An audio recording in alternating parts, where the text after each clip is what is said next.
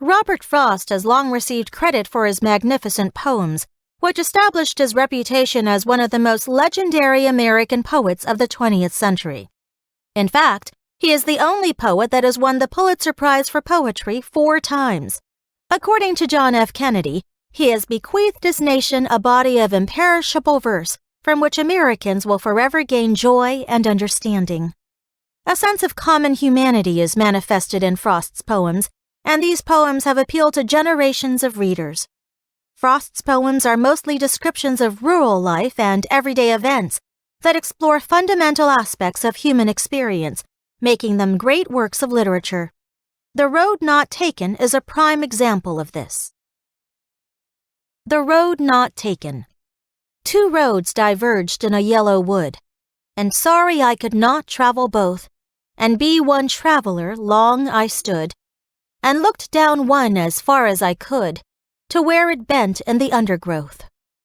Then took the other, as just as fair, and having perhaps the better claim, because it was grassy and wanted wear, though as for that the passing there had worn them really about the same.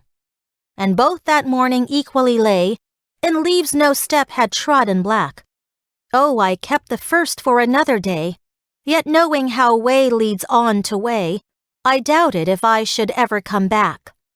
I shall be telling this with a sigh, somewhere ages and ages hence. 2 roads diverged in a wood, and I took the one less traveled by, and that has made all the difference. The Road Not Taken was written during Frost's stay in England, when he used to stroll with a friend who liked to choose his walking trails at random. Yet Frost's companion would always murmur afterward that they could have enjoyed even more spectacular scenery if it had not been for his previous choice of route.